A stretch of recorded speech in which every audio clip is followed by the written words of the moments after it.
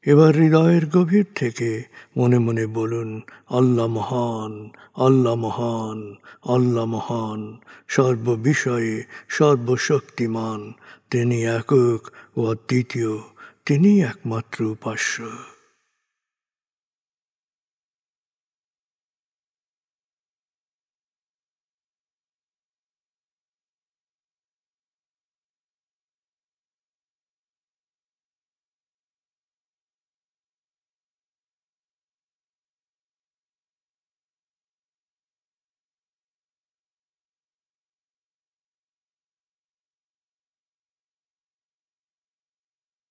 হৃদয়ের গভীর থেকে প্রার্থনা করুন, হে আল্লাহ, তুমি আমাদেরকে বিশ্বাসী, সৎকর্মশীল, সংঘবদ্ধ মানুষ হিসেবে কোয়ান্টাম ফাউন্ডেশনে একাত্ম করেছ।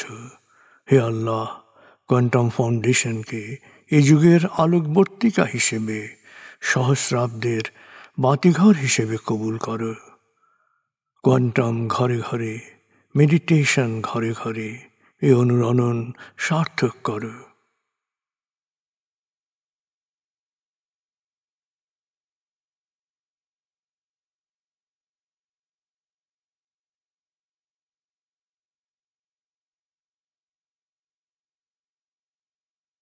হে আল্লাহ, হে দয়াময়, হে মেহেরবান, কোয়ান্টাম ফাউন্ডেশনের সকল কার্যক্রম, শিক্ষা সেবা, শুদ্ধাচার, রক্তদান, এতিমান, প্রবীণ সেবা, চিকিৎসা সেবা, খতনা, মাতৃমঙ্গল, দাফন, কোয়ান্টাম মেথড কোর্স, এই সমস্ত কার্যক্রমকে সদকায়ে জারিয়া হিসেবে কবুল করো। এই কার্যক্রমে যারা সেবা দিয়েছেন তাদের সবার জীবনকে বরকতময়, প্রশান্তিময় করে দাও।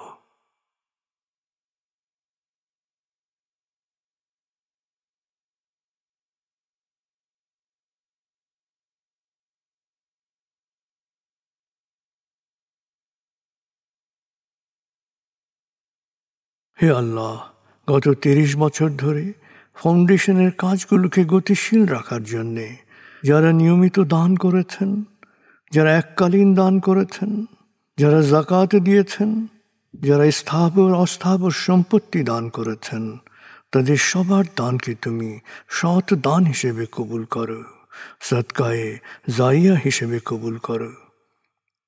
তাদের পরিবারে সুখ ও প্রশান্তি দান করো, তাদের ধন সম্পত্তিতে বরকত দান করো।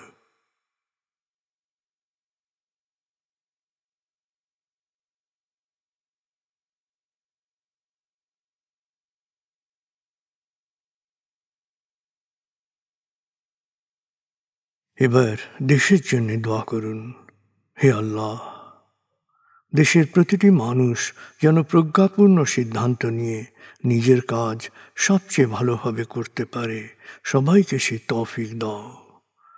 হে আল্লাহ, তুমি আমাদের তোমার বিশেষ অনুগ্রহ ভাজন জাতিতে পরিণত করেছ, অফুরন্ত অনুগ্রহ সম্পদ দিয়েছ, বিশ্বকে বিভিন্ন ক্ষেত্রে নেতৃত্ব দেওয়ার মতো মেধা ও মস্তিষ্ক দিয়েছ।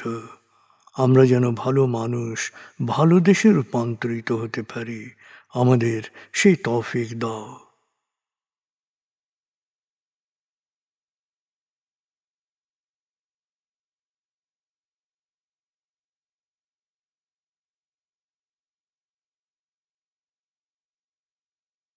ভালো মানুষ, ভালো দেশ, স্বর্গভূমি বাংলাদেশ।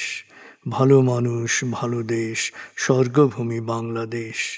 ভালো মানুষ, ভালো দেশ, স্বর্গভূমি বাংলাদেশ। দেশের জন্য প্রার্থনা করুন। দেশকে যেমন দেখতে চান সেভাবে প্রার্থনা করুন।